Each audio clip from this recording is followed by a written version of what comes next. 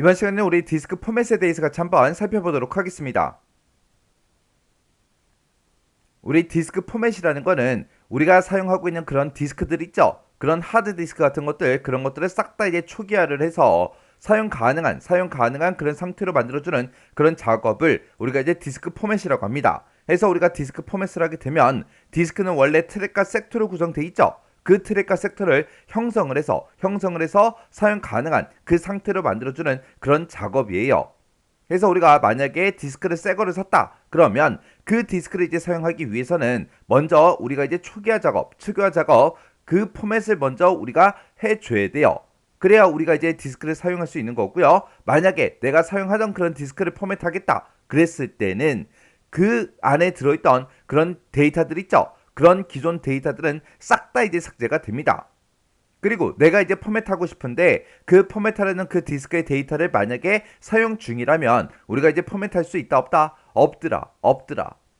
해서 우리가 이제 파일 탐색기가 됐든 아니면 내 컴퓨터를 찾아가서 이제 거기서 이제 특정 디스크, 특정 드라이브를 이제 선택해주고 우리가 이제 마우스 오른쪽 버튼 눌러주고요. 그리고 이제 포맷이라는 걸 이제 선택하게 되면 지금처럼 이렇게 이제 포맷 대화 상자가 짜잔하고 뜹니다.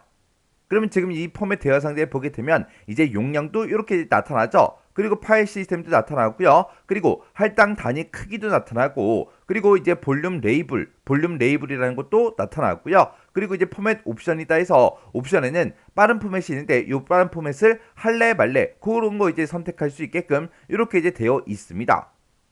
그럼 내가 여기서 이제 선택하고 싶은 거 이제 선택한 다음에 여기서 이제 시작 버튼을 이제 땅 하고 누른 순간 포맷이 이제 시작이 되겠죠.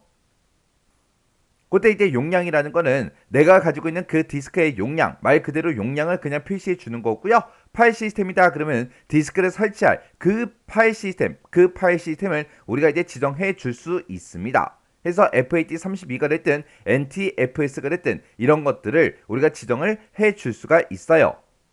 그 다음에 이제 우리가 할당 단위 크기도 우리가 지정을 해 줄 수 있는데 얘는 이제 파일을 저장하는데 그때 이제 할당할 수 있는 최소 디스크 공간인 할당 단위를 우리가 지정해 줄 수 있어요. 그때 포맷할 때 이제 할당 단위 크기를 우리가 따로 지정하지 않으면 그때 윈도우는 볼륨의 이제 크기에 따라서 적절한 크기를 자동으로 이제 지정을 해 줍니다. 그때 이제 할당 단위가 작으면 작을수록 정보를 더욱더 우리가 효율적으로 이제 저장시킬 수 있어요. 근데 이제 일반적으로 우리가 이제 사용하는 거는 우리가 따로 별도로 이제 할당 단위 크기를 지정을 하지 않고 그냥 윈도우에서 볼륨 크기에 따라서 적절한 크기를 자동으로 지정해 준다 그랬죠. 해서 일반적으로는 그냥 이제 자동으로 지정된 그 할당 크기를 보통 이제 사용을 합니다. 그 다음에 이제 그 밑에 보면 이제 볼륨 레이블이라고 있죠. 얘는 이제 포맷한 그 디스크 있죠. 그 디스크에다가 이름을 이제 지정해 줄 때 사용하는 게 우리 볼륨 레이블이요. 그때 이제 볼륨 레이블의 이제 길이는 FAT32 같은 경우에는 볼륨은 최대 11글자까지 그렇게 이제 쓸 수 있고요. NTFS다라고 했을 때는 그때는 최대 32자까지 그렇게 이제 사용할 수가 있어요. 이렇게 이제 FAT32랑 NTFS냐 거기에 따라서 우리 볼륨 레이블의 길이가 달라지는 거죠. 그래서 11글자, 32글자 요거 이제 기억하셔야 돼요. 그 다음에 포맷 옵션에 보게 되면 아까 봤을 때 이제 빠른 포맷 요거 이제 하나 있었죠. 요걸 이제 빠른 포맷으로 할래 말래 그걸 이제 지정하는 건데 이 빠른 포맷은 뭐고 일반 포맷은 뭐냐?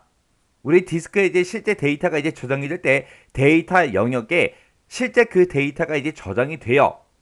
근데 이 빠른 포맷이라는 거는 데이터 영역에 들어있던 그 데이터를 전부 다 이제 삭제를 해주는 게 아니라 기존의 파일 시스템 있죠? 그것만 이제 삭제가 되는 거예요. 그렇게 이제 파일 시스템이 새롭게 이제 구축이 되면 데이터가 이제 삭제되는 그런 효과가 이제 발생을 해요. 근데 데이터 영역의 데이터들은 그냥 그대로 남아있다 그랬죠? 해서 우리가 이제 빠른 포맷을 한 그 하드디스크는 다시 데이터를 복구를 할 수가 있습니다. 그러면 데이터 영역의 데이터가 그냥 그대로 남아있다 그랬는데 그러면 내가 새로운 데이터를 막 집어넣게 되면 자료를 이제 덮어 씌우는 그런 방식으로 이제 데이터가 저장이 되는 겁니다. 그래서 우리가 빠른 포맷을 하게 되면 실제 데이터 영역에 들어있는 그런 데이터를 싹 다 이제 지우지 않기 때문에 속도가 더 빠른 겁니다.